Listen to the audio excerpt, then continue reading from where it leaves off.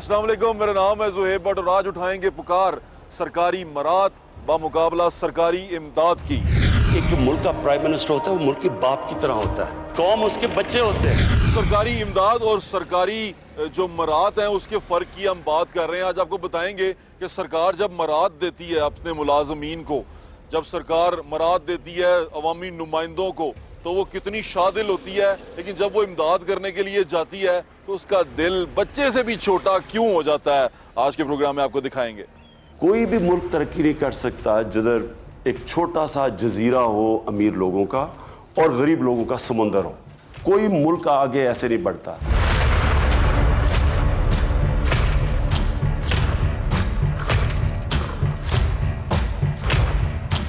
तबीयत ठीक जे? मैं ठीक मां जी। की होया जे लत्तां नूं? दर्द बड़ी हुंदी है। दर्द हुंदी है? हाँ, हाँ। किन्ने पैसिਆਂ ਦਾ ਖਰਚਾ ਚੱਲਦਾ? कोई 1000 रुपया होवे तो रोज ਦਾ ਖਰਚਾ 1000 रुपया खर्चा रोज ਦਾ। ਰੋਜ਼ ਦਾ ਖਰਚਾ 1000 ਹੋਵੇ ਤੇ ਚੱਲ ਜਾਂਦਾ। ਹਾਂ। 30000 ਰੁਪਏ ਮਹੀਨਾ ਹੋਵੇ ਤੇ ਪੂਰਾ ਘਰ ਚੱਲ ਜਾਂਦਾ। ਉਹ ਇਸ ਤਰ੍ਹਾਂ ਹੀ ਆ ਫਿਰ ਕੋਈ ਕੇ ਵਾਦਾ ਕਰੀ ਕੱਟ ਅਗਲੀ। ਤੇ ਕਿੰਨਾ ਜਗ੍ਹਾ ਕਿੰਨੀ ਜਿੱਦੇ ਤੁਸੀਂ ਇਹੋ ਹੀ ਜਗ੍ਹਾ ਸਾਡੇ ਕੋਲ। ਇਹ ਜਿਸ ਤੇ ਕਮਰਾ ਹੈਗਾ ਇੱਕ ਹੈ ਹਾਂ ਤੇ ਇੱਕ ਇਹ ਬਾਹਰ ਜਿਹੜਾ ਬਸ ਇਹੋ ਹੀ ਤੇ ਇਹੋ ਹੀ ਬਸ। ਤੁਸੀਂ ਆਪਣਾ ਖਿਆਲ ਰੱਖੋ, ਅੱਲਾਹ ਤਾਲਾ ਤੁਹਾਨੂੰ ਸਿਹਤ ਤੰਦਰੁਸਤੀ ਦੇਵੇ। ਅੱਲਾਹ ਬਹੁਤ ਤਾਲੀ ਤੰਦਰੁਸਤੀ ਦੇਵੇ। ਅੱਲਾਹ ਪਾਕ ਰਹਿਮਤਾਂ करे। अस्सलाम वालेकुम बाजी, क्या हाल है आपका? पढ़ाती हैं बच्चों को? हाँ जी। सारे बच्चे आपके हैं? हाँ जी, ये सारे मेरे हैं। अच्छा, ये इसका आपका नाम क्या है? सवेरा। सवेरा। आपका नाम क्या है? अबीरा। इन बच्चियां पढ़ती हैं? हाँ जी, बड़ी मुश्किल से उनको पढ़ रही हैं। अल्लाह ताला आपकी हालत पे रहम करे इंशाल्लाह, अल्लाह करम करेगा। 700 रुपये 600 रुपये उसकी फीस है, कोई लाखों करोड़ों रुपया नहीं है, महीने की फीस है। इनका किचन है, किचन देख लें आप।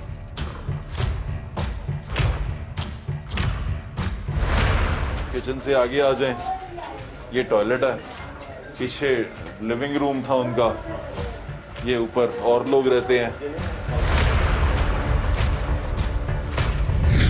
गैस तो बिल्कुल ही नहीं बेटा। भाई किस तरह गुजारा करते हो? गुजारा पुत्र अद्धा किलो लै ही दिए। हाँ 120 10 दी 120।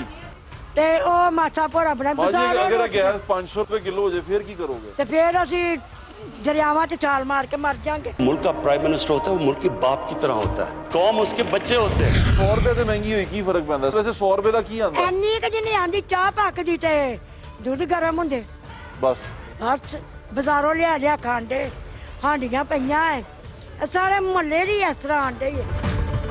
यहाँ की सूरत हाल ये है कि एक 100 रुपए की गैस बढ़ जाए ना तो सिचुएशन खराब हो जाती है, हमारी जिंदगी चेंज हो जाती है। एक एक रुपया जो उनसे वो काउंट हो रहा है इस गली के अंदर। अब ये नोट करें सिर्फ, अभी मैं जहाँ आपको लेके जाऊंगा वहाँ 1 रुपया 10 रुपया 100 रुपया 10,000 रुपया, कोई फर्क नहीं पड़ता। लेकिन यहाँ गौर करें आप। अस्सलाम वालेकुम बाजी, कैसे गुजारा कैसे होता है? अब्बू काम करते, अब्बू भी बीमार रहते, अम्मी भी। कितने पैसे कमा लेते हैं अब्बू? अब्बू 200-300 रुपया दिहाड़ी लाते हैं। 200-300 रुपये दिहाड़ी से आपका गुजारा हो जाता? करते हैं। आपके घर का खर्चा कितने का है रोज का? जितना भी हो जाए बस कर लेते। बहनों की शादी होगी, भाइयों की। अच्छा, वो अपने अपने घर है। वो अपना अपना गुजारा कर रहे होंगे जी। तो बाजी फिर किस तरह गुजारा करती हैं? क्या हिसाब किताब है? ये तो बड़ा मुश्किल है ये तो। हाँ जी भाई, कर लेते हैं जैसे भी मैनेज। थोड़ा मुश्किल होता है, पहले मैं सिलाई भी करती थी ना, अब नहीं तो करती। कितने पैसे कमाती थी बाजी अब सिलाई के बाद? बस सिलाई के हिसाब से ही है। अच्छा, तो महीने का कितना कमा लेती थी आप? ये तो कभी नहीं सोचा? नहीं। वो 500-600 जो हाँ आया जी, उसी वो से इस्तेमाल हो गया इससे ये तो। उसी के अंदर आपका गुजारा होता था? जी। आपकी शादी नहीं हुई भी? नहीं। कुछ कहना चाहेंगी? आपको सुन रहे हैं वज़ीर-ए-आज़म पाकिस्तान। बस यही कि जो गरीब लोग हैं उनकी हेल्प करें। बिल्कुल ठीक है। हुकूमत पाकिस्तान से कभी आपने कोई मदद चाहिए? नहीं। कभी मांगी है आपने उनसे? नहीं, अल्लाह का शुक्र है मैं खुद ही करती थी, लेकिन अब इतनी हिम्मत ही नहीं है। अल्लाह ताला आपको हिम्मत दे के रखे इंशाल्लाह। मेरी दुआ अल्लाह ताला आपको कभी इनसे मांगने की हाँ, नौबत ना मैं आए। यही सोचती हूँ। हाँ, बहुत अच्छा सोचती हैं आप। अल्लाह, ये खुददारी है इंसान की, लेकिन वो कहते हैं ना कि अल्लाह ताला बाज़ दफ़ा बंदे को दे के आजमाता है, बाज़ दफ़ा लेके आजमा रहा होता है। हाँ जी। तो कोई बात नहीं, इंशाल्लाह आपके हालात जरूर बेहतर होंगे इंशाल्लाह। मेरी दुआ है आपके लिए। क्या खेल रहे हो भाई? बैट बॉल खेल रहे हो? बैट कहाँ है तुम लोगों का? दिखाओ। ये कैसा बैट है? ये लक्कड़ है। लकड़ है? जी। तो बैट कहाँ है? असली बैट कहाँ है? असली बैट वो नहीं लाए अभी। क्यों? महंगा बहुत है। महंगा बहुत है? महंगाई हो गई आजकल तो महंगा बहुत। ओए तुझे कैसे पता महंगाई का? दिखाओ भाई अपना बैट दिखाओ। ये आपका बैट है? जी। इससे खेलते कैसे? ये तो बड़ा बड़ा वजनी है यार।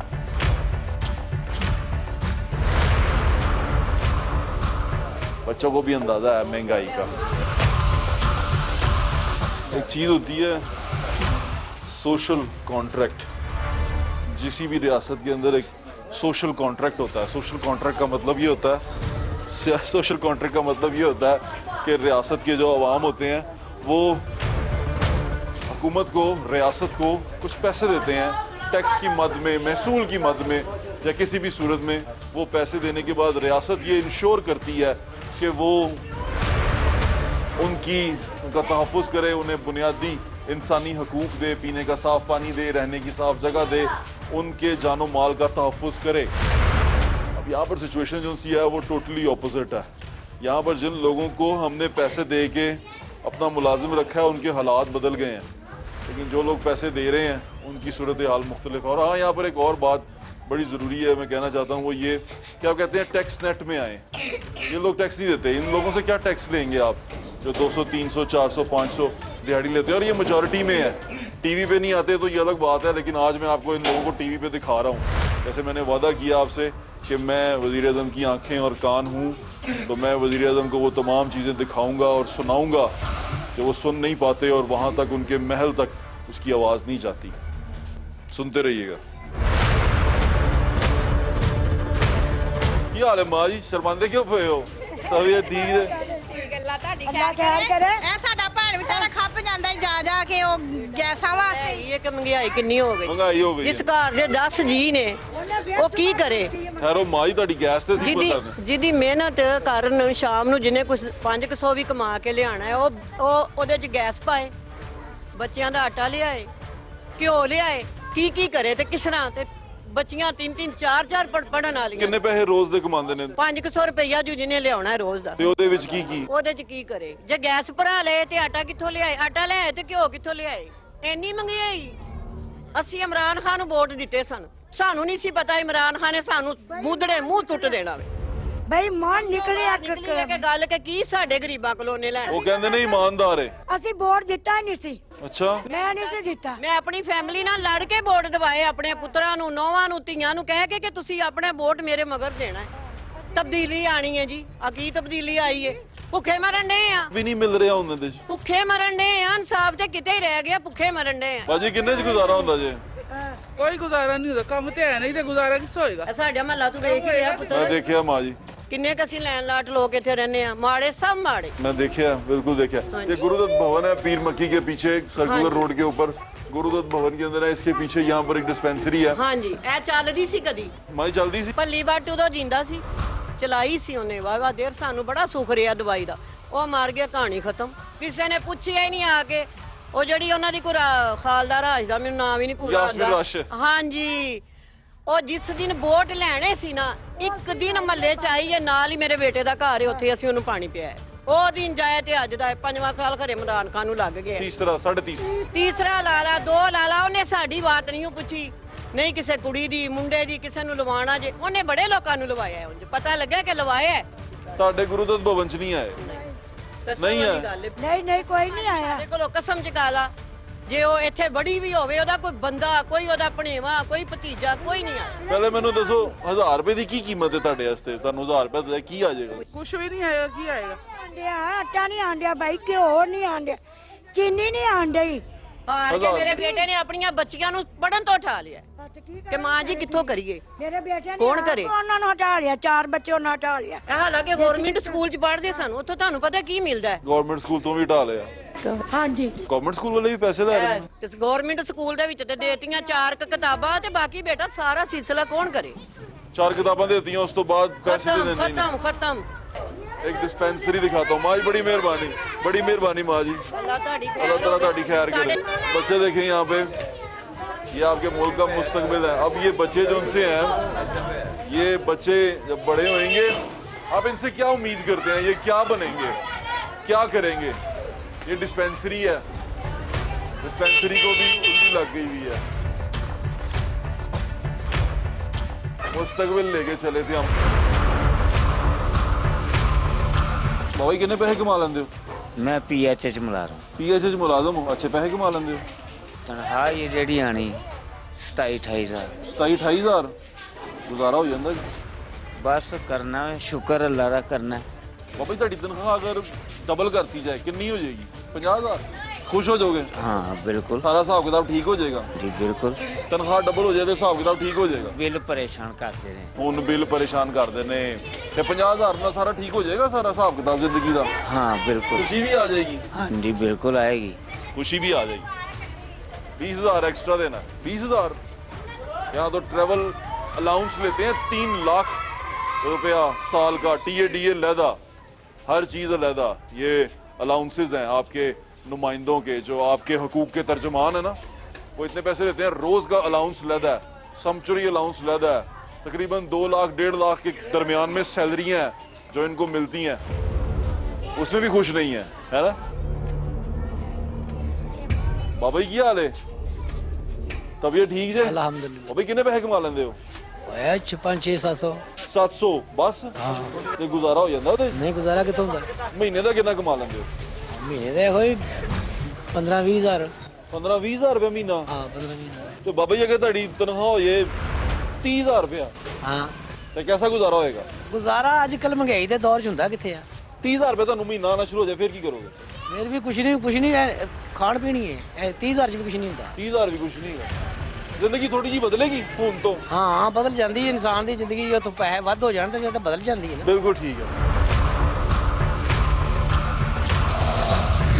गुरुदत्त भवन, ये पीर मक्की रोड एड्रेस लिखा हुआ है, गवर्नमेंट गर्ल्स हाई स्कूल पीर मक्की रावी रोड लाहौर। ये शादरा नहीं है, कोई पिंड का इलाका नहीं है, ये शहर है, लाहौर शहर है। और लाहौर शहर के ये हालात हैं आपके सामने है। पीने का साफ़ पानी बेसिक ह्यूमन राइट्स में आता है और सरकार की ये जिम्मेदारी है कि वो लोगों को पीने का साफ़ पानी दे। और यकीन माने आज लाहौर शहर के अंदर आप ख़रीद के पानी पीते हैं, जो पीने का पानी है वो आप ख़रीद के पीते हैं। छोटे छोटे गली मोहल्ले में फ़िल्ट्रेशन प्लांट है, जहाँ से जो माड़ा बंदा है वो वहाँ से फ़िल्ट्रेशन प्लांट अपनी अपनी इस्तात के मुताबिक पीने का पानी ख़रीद के ले आता है, इसलिए कि उसने ज़िंदा रहना है। पीने का साफ़ पानी देने से भी हुकूमत कासिर है। एक वक्त वो भी था, आप सारे जो रहते हैं पाकिस्तान में रहते हैं उनको मालूम है कि हम नलकों से पानी पी लेते थे। मैं अपने बचपन में किसी भी गली मोहल्ले में नलके से पानी पी लेता था, लेकिन अब यहाँ नलके से पानी पीने का मतलब है कि बीमारियाँ अपने अंदर डालना। ये एक फ़िल्ट्रेशन प्लांट लगाया गया था, लेकिन इसका वही मैंने बताया, इसका कसूर सिर्फ ये है कि मुस्लिम लीग नून के लोगों की फ़ोटोएँ यहाँ लगी हुई हैं और मियाँ नवाज शरीफ और शहबाज शरीफ की फ़ोटोएँ लगी हुई हैं, इसलिए इसकी तकदीर ख़राब होगी। रवैये ये हैं कि यहाँ पर कुछ ऐसे कुएँ हैं जिनमें आप पैसा फेंकते जाएं वो भरेंगे नहीं, और यहाँ पर कुछ ऐसी छोटी गिलासियाँ भी हैं जिनमें कुछ कतरे पानी चला जाए तो वो भर जाती हैं, उनकी ज़िंदगी में खुशी आ जाती है और वो खुश हो जाते हैं। तो जितने माड़े लोग हैं यहाँ पे, जितने कमज़ोर लोग हैं, उनका एहसास करें। आप यकीन माने सारे इंसान, जैसे कुरान पाक में लिखा है और हर जगह लिखा है ना, बराबर हैं। अल्लाह ताला ने हर इंसान को एक जैसा पैदा किया है और अल्लाह ताला ने हर इंसान, अल्लाह ताला की नज़र में हर इंसान बराबर है। और ये बराबरी जो सी इसलिए है कि भाई आप अपने भाई का ख्याल रखें, अपने छोटे का ख्याल रखें। सूरत हाल आपके सामने है, अमीर से अमीर तर और अमीर की भूख ख़त्म नहीं हो रही, गरीब से गरीब तर, और गरीब कहता है कि कुछ बूंद, कुछ कतरे जो अमीर के गिलास से गिरें वही पानी मुझे नसीब हो जाए तो मैं तर हो जाऊंगा। एक मुल्क की पहचान ये नहीं होती कि उनके अमीर लोग कैसे रहते हैं, मुल्क की पहचान ये होती है कि उनका गरीब तबका कैसे रहता है, कमज़ोर तबका कैसे रहता है। ये बड़ी अजीब सूरत हाल है और ये हमारे माशरे का रवैया है और हमारे माशरे के तनज़ली की वजह है। छोटी छोटी गलियाँ हैं, अभी हम यहाँ फिर रहे हैं, मैं आपको अभी एक ऐसी जगह पे लेके जाऊँगा जहाँ आपकी दुनिया बदल जाएगी, और इससे थोड़ा सा दूर है, ज़्यादा दूर नहीं है। ये लोअर माल पे है, वो अपर माल पे है। हमारे साथ रहें। गलियों का टूटा होना और गलियों में बदबू होना यह मैटर नहीं करता, ये एक नॉर्मल चीज़ है। यहाँ पर अगर गटर का पानी निकल आएगा ना तो ये नॉर्मल है, यहाँ पर ऐसे गूं गड्ढे होंगे तो वो नॉर्मल है, यहाँ पर सड़क टूटी हुई होगी नॉर्मल है। लेकिन अब मैं जहाँ आपको लेके जा रहा हूँ ना, वहाँ ये सब कुछ नॉर्मल नहीं है। वहाँ अगर ऐसा कुछ भी हो जाए ना, या इस गली की थोड़ी सी बू भी उस गली के अंदर आ जाए, जितनी बू इस गली में है उतनी बू उस गली में थोड़ी सी आ जाए, तबाही मच है वहां पे, दुनिया इधर की उधर हो जाए। आए मेरे साथ।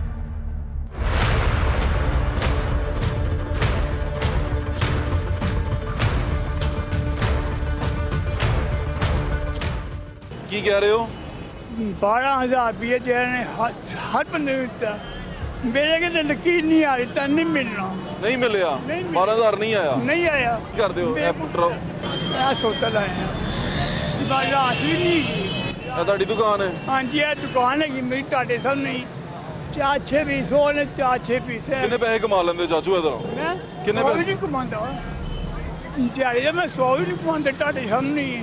ਤੁਸੀਂ ਖੋਤੇ ਰਹੋ ਤੇ ਦੇਖੋ ਗਾ ਕਿੱਥੇ ਆਂਦਾ ਕਿੱਥੋਂ ਬੋਲਦਾ। ਨਹੀਂ 200 ਵੀ ਨਹੀਂ ਕਮਾਏ ਜਾਂਦੇ? 100 ਰੁਪਏ ਆ ਜਾਂਦਾ ਤੇ ਬੱਚਿਆਂ ਨੂੰ ਕਿੱਥੇ ਸੁਟਾਂ ਮੈਂ ਇਮਾਨ ਨਾਲ ਉਸੇ ਪੁੱਛੇ। ਮੈਂ ਪੜ੍ਹਿਆ ਨਹੀਂ ਗਾ, ਮੈਂ ਪੜ੍ਹਿਆ ਲਿਖਿਆ ਨਹੀਂ ਹੈਗਾ, ਮੈਨੂੰ ਪਤਾ ਨਹੀਂ ਚੱਲਦਾ ਵੀ ਤੁਸੀਂ ਕਿੱਥੇ ਹੁੰਦੇ ਸੁਬਹ ਦੇ ਟਾਈਮ ਨਹੀਂ। ਮੈਂ ਤੁਹਾਨੂੰ ਆਪਣਾ ਨੰਬਰ ਦੇ ਕੇ ਜਾਣਾ, ਤੁਸੀਂ ਮੇਰੇ ਨਾਲ ਜ਼ਰੂਰ ਰਾਬਤਾ ਕਰਨਾ। ठीक है सर। ठीक है, अपना ख्याल रखो। तो बड़ी उम्मीद है कि मैंने तारीफ। अल्लाह खैर करेगा, अल्लाह खैर करेगा। बातें सारी तो चल रही हैं। जिस गली में अभी थोड़ी देर पहले मैं चल रहा था, वो गली और इस सड़क का कंपैरिजन कर लें आप।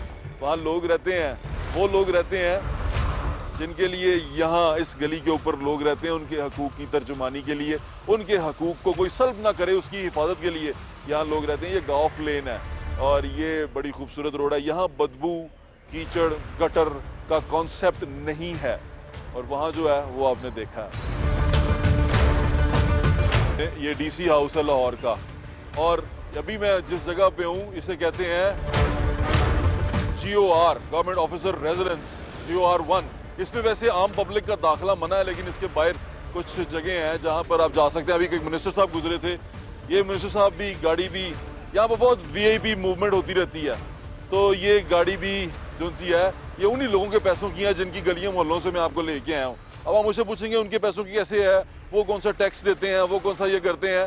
टैक्स डायरेक्टली और इनडायरेक्टली सब देते हैं, लेकिन सरकार का यहाँ रवैया मुझे समझ में नहीं आया अभी तक। मैं इस समझने से कासिर हूँ। आपको अगर समझ में आ गया तो प्लीज़ अपने फीडबैक में हमें वो रवैया ज़रूर बताइएगा। सरकार का रवैया बड़ा मुख्तलिफ है। सरकार जो सी है वो जब इमदाद देने पे आती है तो सरकार एकदम उसका दिल छोटा हो जाता है, वो चीज़ें कंट्रोल कर लेती है। 5,000 रुपये के लिए इतनी स्क्रूटनी होती है कि उस पर 5 अफसर लगे हुए हैं जिनकी तनख्वाहें 40-40, 50-50 हज़ार रुपये हैं, जो 5,000 रुपये की स्क्रूटनी करने जाते हैं, कि इंक्वायरी करने जाते हैं कि ये बंदा जो सा है ये 5,000 रुपये के काबिल है कि नहीं है। वहीं दूसरी जगह पे सरकार जो सी है वो इतना पैसा लुटा देती है, वो आपको TA देती है, वो अपने नुमाइंदों को पता नहीं क्या क्या कुछ देती है और कोई स्क्रूटनी नहीं होती। इवन के हमारे मौजूदा वज़ीर ने हमें बताया कि वज़ीर आज़म जब करप्शन करता है तो वो अरबों रुपया खा जाता है, और अरबों रुपया खा जाता है और सरकार अरबों रुपया अवामी नुमाइंदों के हाथों में दे देती है, रियासत, उसकी कोई स्क्रूटनी नहीं होती। लेकिन 5,000 रुपया अगर कोई गरीब आदमी खा जाए या फ्रॉड कर ले 5,000 रुपये का, तो यकीन माने वो मुआशरे में भी जलील हो जाता है और हर जगह जलील हो जाता है। मैं आपको लेके चलता हूँ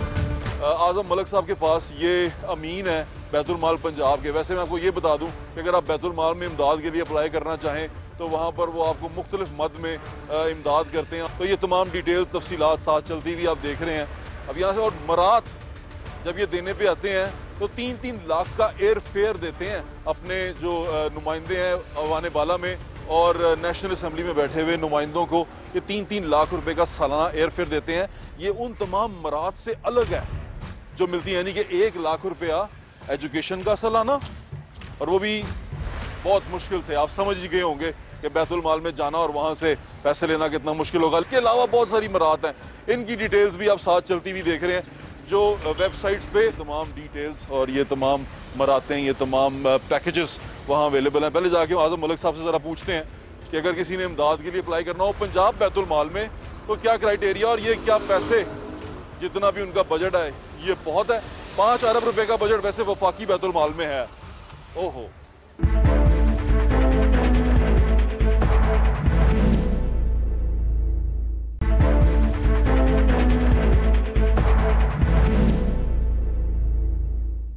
पंजाब बैतुल माल के चेयरमैन मलिक आजम साहब हमारे साथ मौजूद हैं, उनसे बात करते हैं। अस्सलाम वालेकुम सर। जी, क्या हाल है आपका? Thank you. ठीक है सर। पंजाब बैतुल माल में अब आपको माशाल्लाह 3 साल हो गए हैं जी, 2.25 साल हो गए हैं। मैं ये जानना चाहता कि जैसे एक साइल आता है, मुझे वो जरा प्रोसेस बता दें कि एक साइल दरवाजे से डिलीवरी तक, यानी कि उसको रिलीफ मिलने तक, वो प्रोसेस क्या होता है? एक तो एप्लीकेशन वो देगा अपनी, जैसे ये एप्लीकेशंस हैं हमारे पास जो आप देते हैं, उसके बाद क्या होता है? जी बहुत शुक्रिया भट्ट साहब। बैतुल माल 1991 में प्रोविंशियल असम्बली के एक्ट के ज़रिए ये इदारा बना और इसका मकसद गरीबों, यतीमों, बेवाओं और स्टूडेंट्स की इमदाद करना। ठीक है सर। जहाँ तक आपने इस एप्लीकेशन की बात की, तमाम अजला में एक चेयरमैन, एक वाइस चेयरमैन और कमेटी की सूरत में ये इदारा काम करता है। ठीक है। 36 डिस्ट्रिक्ट में 36 कमेटियाँ हैं। 36 कमेटियाँ, ठीक है सर। और जो भी कोई साइल हो या ज़रूरतमंद हो वो डिस्ट्रिक्ट बैतुल माल कमेटी में अपनी दरख्वास्त देता है। जी ठीक है। डिस्ट्रिक्ट बैतुल माल कमेटीज़ में हर तहसील से 2 मेंबरान होते हैं जो अपनी तहसील की नुमाइंदगी कर रहे होते हैं। और ये तहसील मेंबरान जो होते हैं ये सारे पॉलिटिकल एफिलिएशन के साथ आते हैं? ये तमाम सोशल वर्कर्स होते हैं मोस्टली। पॉलिटिकल एफिलिएशन के साथ? पॉलिटिकल एफिलिएशन कम होती है। नोटिफिकेशन आप करते हैं लेकिन आपको नॉमिनेशन आ जाती है? जी वैसे ही। अच्छा, तो एक बंदे ने अब एप्लीकेशन दी, फालत कराना चाहता है वो, और वो इस प्रोग्राम का हिस्सा बनना चाहता है, तो उसके लिए प्रोसेस क्या होगा? वो एप्लीकेशन उसमें प्रोसेस ये है जी कि आप डिस्ट्रिक्ट बैतुल माल कमेटी में एप्लीकेशन देंगे। ये इस तरह की एप्लीकेशन इसको फिल करना पड़ेगा उसको? ये जरूरी नहीं होती, ये हो जाए तो हाँ सादे कागज पे, क्योंकि क्वाइफ ही देने आपने, आपकी शनाख्ती कार्ड की कॉपी है, आपका मोबाइल नंबर है, आपका एड्रेस है, क्योंकि आपको पता है यहाँ पर नाख्वानदगी ज्यादा है। बिल्कुल, मैं भी यही सोच रहा था। इसी वजह से हम इसको कोई बहुत ज्यादा प्रेफरेंस नहीं देते। ठीक है। वो आदमी जो एप्लीकेशन देता है उसमें बैतुल माल में 4-5 हेड्स हैं। जी ठीक है। एक स्टूडेंट स्टाइपेंड्स है, एक इलाज के लिए है, एक जहेज फंड है। जी ठीक है। एक गरीबों की फाइनेंशियल असिस्टेंस है। इस तरह ये 5-6 हेड्स हैं। अच्छा चलिए इसको और थोड़ा सा लोगों के लिए आसान कर देते हैं। एक बंदे ने दरखास्त दी माली इमदाद की, वो बेवा है फॉर एग्जाम्पल, दरखास्त आ गई, दरखास्त के बाद बंदा यहाँ से जाएगा उसके लिए, जी उसकी वेरिफिकेशन करके उसकी रिपोर्ट बनाएगा। ठीक है। ताकि एक ट्रांसपेरेंट तरीके से माली मदद हो सके। इसमें बेज़ाब्तगियों से बचने के लिए। कितनी होती है ये मदद? ये तो वो जो डिस्ट्रिक्ट बैतुल माल कमेटी है ये वो डिसाइड करती है अपने हाउस में। वैसे कितनी मैक्सिमम कितनी कर देते हैं आप किसी बेवा की मदद करते हैं? वो आम तौर पर करते हैं 5,000 रुपये से लेकर और 50,000 रुपये के अंदर तक, जो हाउस उसको पास करे जिस तरह, और उस हिसाब से। और या जितने उनके पास बहुत ज्यादा आती होंगी पीटीए की गवर्नमेंट ने 3-4 एवेन्यू ओपन किए हैं लोगों की इमदाद के लिए। जैसे आपको मालूम होगा एहसास प्रोग्राम, जी बिल्कुल ठीक है, तो उसमें 1.25 करोड़ आदमी उसमें एंटर है और उसको 12,000 रुपया हर 3 माह बाद मिलती है। जी ठीक एक एहसास प्रोग्राम का अलग हो गया। जी ठीक है। उसके बाद पाकिस्तान बैतुल माल आ गया जिसमें इलाज के लिए, गरीब के लिए, शादी के लिए, वो पूरे पाकिस्तान में उसके जोनल ऑफिसेज हैं वहाँ से। जी ठीक है। उसके बाद सूबाई लेवल पर आ जाए। सूबाई लेवल पर मेजर हमारे 3 इदारे हैं।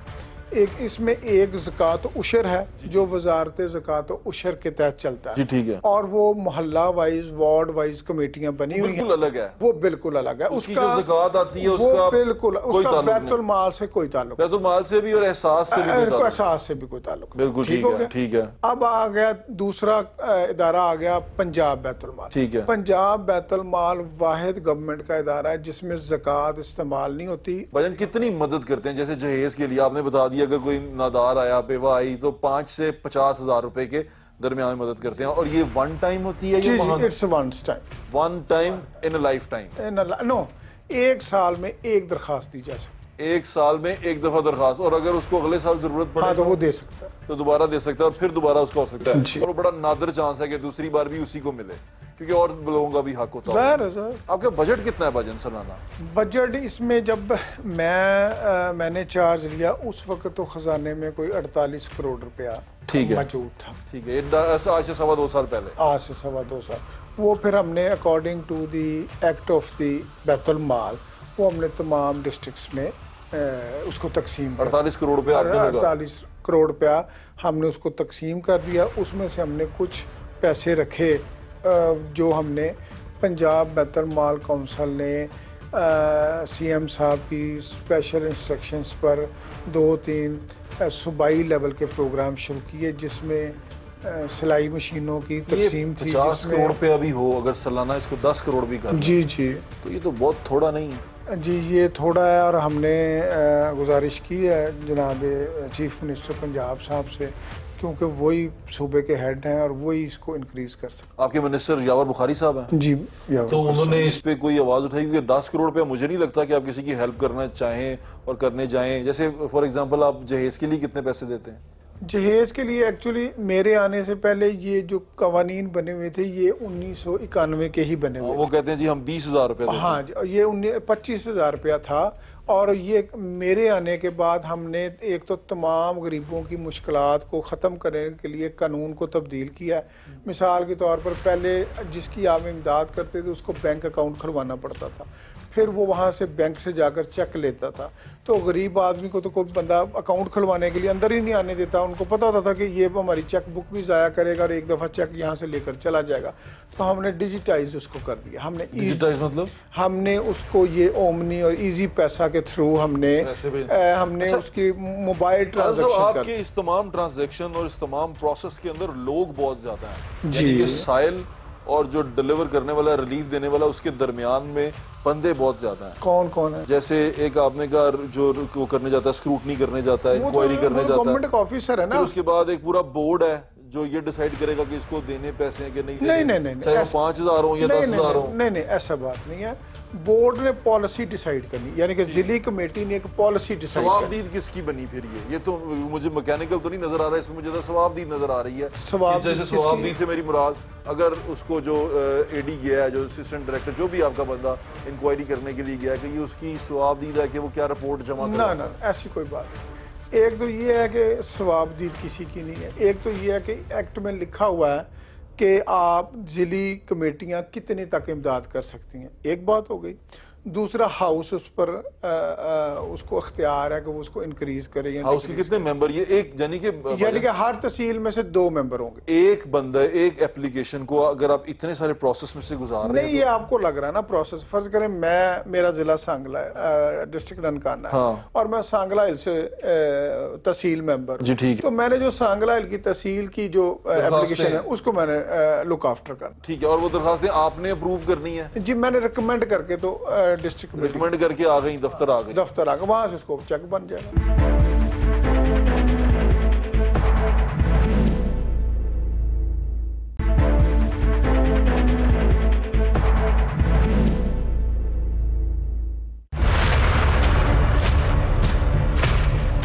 अच्छा, अब वो दरखास्तें आ गई आपके, जिस तरह हमारे 36 डिस्ट्रिक्ट हैं, 36 डिस्ट्रिक्ट के अंदर से चलें 100 दरखास्तें भी एक डिस्ट्रिक्ट से आई हैं, तो वो हर डिस्ट्रिक्ट में अलग रहेंगी ना। तो आपके पास तो इतना बजट ही नहीं है कि आप उनको दे सकें, फिर क्या करते हैं आप? ये बजट की अवेलेबिलिटी पे नहीं, वो तो जितने देखें बट साहब जितने पैसे होंगे उतने ही बांटने हैं ना, बजट की उसमें मशरूत है। यानी कि 5,000 10,000 इमदाद होती है। आपने अभी तक मैक्सिमम कितनी इमदाद की है अपने हाथों से किसी की? मैक्सिमम अमाउंट में मेरी जो सवाबदीदी इख्तियार है वो तो मेरे अनलिमिटेड है, यानी कि आप जितनी मर्जी कर सकते हैं, जितनी मर्जी। लेकिन मैं अपने आप को ट्रांसपेरेंट रखने के लिए या ज़्यादा लोगों को अकोमोडेट करने के लिए मैं भी अपने आप को 50,000 रुपए तक रिस्ट्रिक्ट करते हैं। आपने अभी तक 50,000 की मदद की है किसी? जी। क्या की है? केस क्या था? वो कैंसर पेशेंट था, उसकी मदद की है।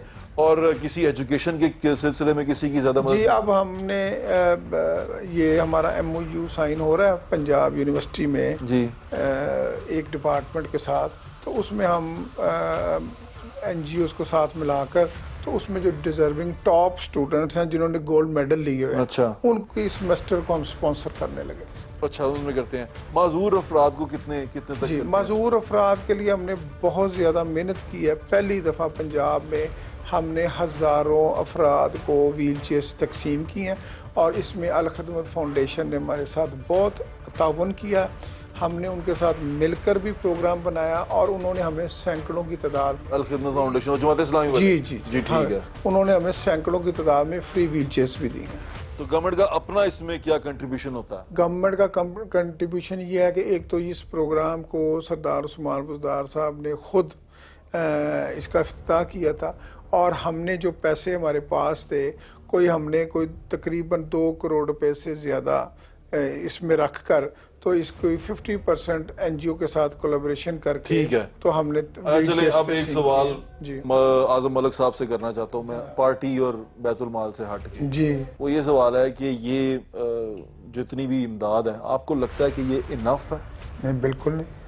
बिल्कुल नहीं है जी। यानी कि आपने इसका जवाब बिल्कुल सादा सादा दे दिया कि ये नफ नहीं है। जाहिर है आप बैतुल माल को मजबूत होना चाहिए according to the prime minister vision. Punjab की आबादी को और पंजाब के गरीबों की तादाद को या उनके हालात को मद्देनजर रखें तो ये इमदाद बहुत थोड़ी है। आपने इसको बढ़ाने के लिए, मैं तो मतहत हूँ सीएम पंजाब का, मैं तो अर्ज कर सकता हूँ, वो मैंने की हुई।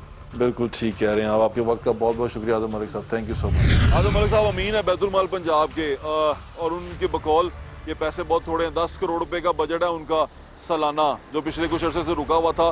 तो उनको 3-2.5 साल पहले 40 करोड़ रुपया मिला और वो 40 करोड़ रुपया उन्होंने लगाया। अभी यहाँ पर सिचुएशन जो सी है वो आपके सामने है। सरकार के ये जो रियासत का जो बर्ताव है अपने गरीब बच्चों के साथ, वो बड़ा अजीबोगरीब है। बच्चे इसलिए कहा मैंने क्योंकि हमने यही सुना है कि रियासत होगी माँ के जैसी। तो माँ जो सी है गरीब बच्चों को तो बड़ी भेंटी लगाती है, अमीर बच्चों का बहुत ख्याल रखती है। अमीर बच्चों को तो वो चौपड़ी रोटियाँ खुआती है, वो भी चौपड़ियाँ हुई हैं। गरीब के मुंह से तो वो भी निवाला खींच लेती है। तो रियासत का ये बर्ताव बड़ा अजीबोगरीब है। और जो मुआशरे के अंदर ये चेंजिंग है और ये जो उतार चढ़ाव है, ये जो बाइपोलर सिस्टम है हमारा, यानी कि एक तरफ इतनी मराहत है कि आपको 5-5, 6-6 लाख रुपया सिर्फ इसी मद में मिल रहा है कि आपने ट्रैवल करना है, आपके अलाउंसेज हैं, आपने कुछ खाना पीना है, आपको डेली अलाउंस मिल रहा है, आपको समचुरी अलाउंस मिल रहा है, आपकी सैलरी के ऊपर आपको इतना अलाउंस मिल रहा है। और दूसरी तरफ जहाँ 5,000 रुपये की मदद करनी है वहाँ पर सरकार 3-3, 4-4 बंदे आपके घर भेजती है, ये जानने के लिए कि वाकई गरीब हैं कि नहीं है।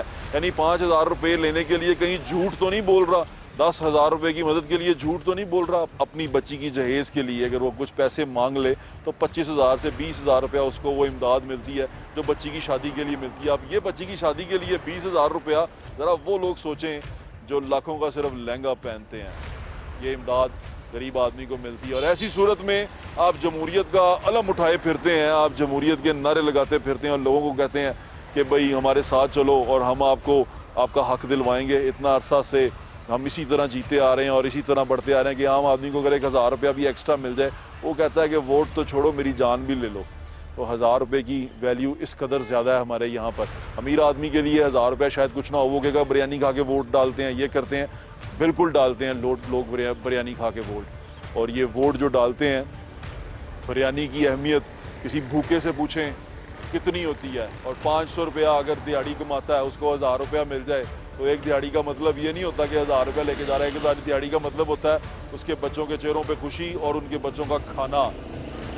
ये अहमियत है 1,000 के नोट की। और सरकार की नज़र में वही 1,000 का नोट अगर उसने अवामी नुमाइंदों को देना है, MNA MPs को देना है, सेनेटर्स को देना है, अपने आला अफसरान को देना है, तो सरकार की नज़र में 1,000 के नोट की क्या अहमियत है और वही पैसा अगर गरीब की मदद में लगाना है तो सरकार की नज़र में उसकी क्या अहमियत है। ये दोनों चीज़ें आपने सोचनी है। इंशाल्लाह फिर मुलाकात होगी। अल्लाह हाफ़िज़। पाकिस्तान जिंदाबाद।